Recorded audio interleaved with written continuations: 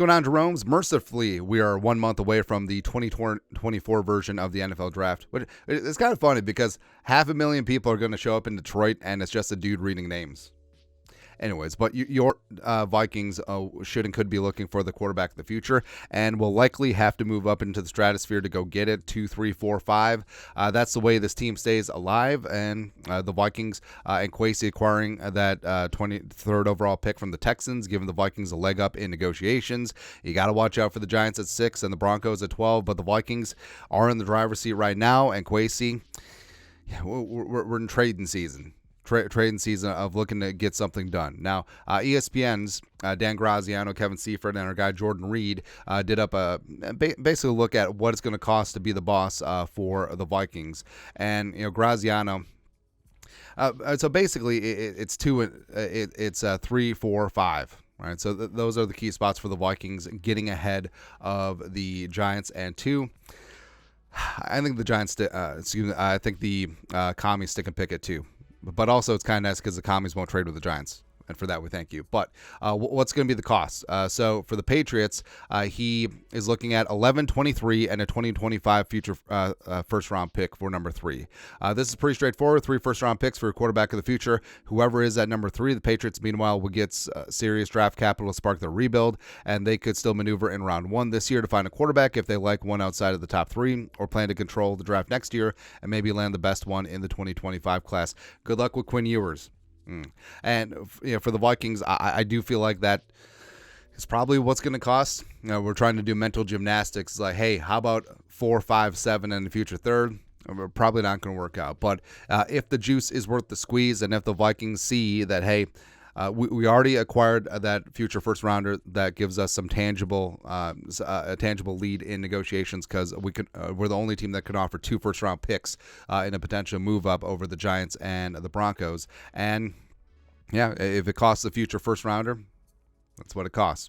But the Vikings, potentially being without their future first and second next year does kind of suck, but having a couple of comp picks in the third, and also they hang on to their third, could take a little bit of that sting out. Plus, we're not dragging this into 2026, where it is a one and done next year, and then you have your quarterback free and clear.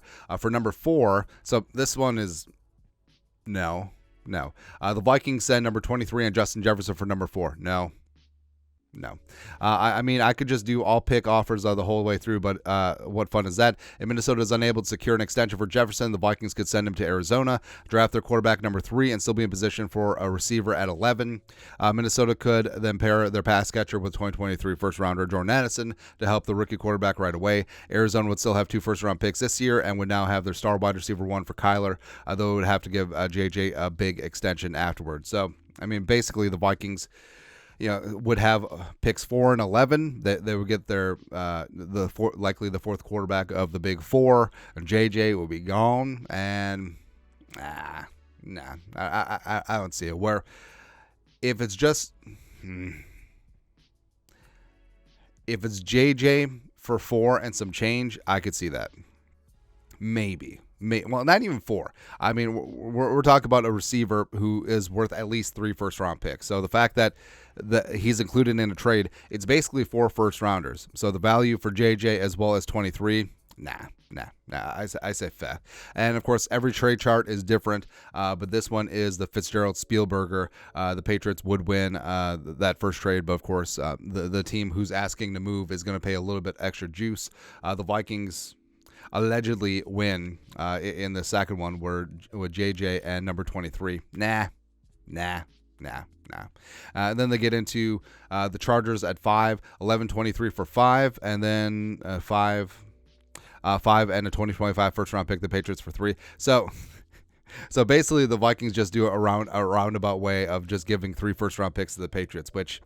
Now it could be a spot at 5 where if the Cardinals or the Patriots dig their heels in and go a different direction, most likely the Cardinals, say it's quarterback 1, 2, 3 of the Bears, Commies, and Patriots, and then the Cardinals just stick and pick wide receiver 1 or offensive tackle 1, and then I think 5 could be in the mix, but of course that would have to be draft day, and I would feel fine giving up 11 and 23 for 5. maybe get like a fifth rounder back or something like that.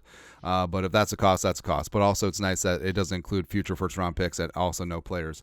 And then 6, I mean, the Vikings probably aren't trading with the Giants, but if the Giants are completely out on quarterback, maybe. But then it's another roundabout way. Graziano talk about 11-23 for 6, and then 6 and a first for 3. Again, what's the point?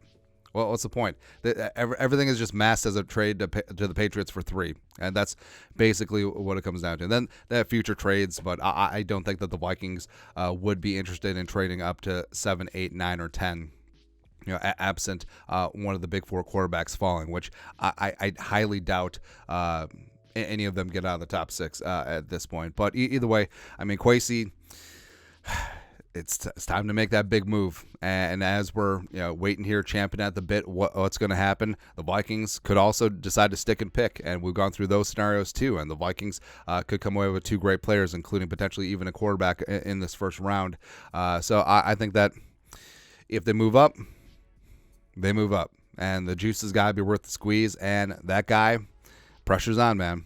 Especially since that future first rounder, it's not like the NBA where that first rounder is protected. I mean, the Vikings got to rack up some wins, otherwise that first round pick, they could potentially pull the Panthers on that one. I highly doubt it, as I think this defense is going to be ready to rock and roll, and the offense, whether it's Darnold or the rookie TBD, should be certainly fine and be putting up those crooked numbers, because we're not trading Jefferson. That's all, man. But your thoughts are our thoughts. ESPN took a look at potential trade costs to move up. Let us know your thoughts and our thoughts and their thoughts in the comment section below. You guys know what to do. Skull, production value.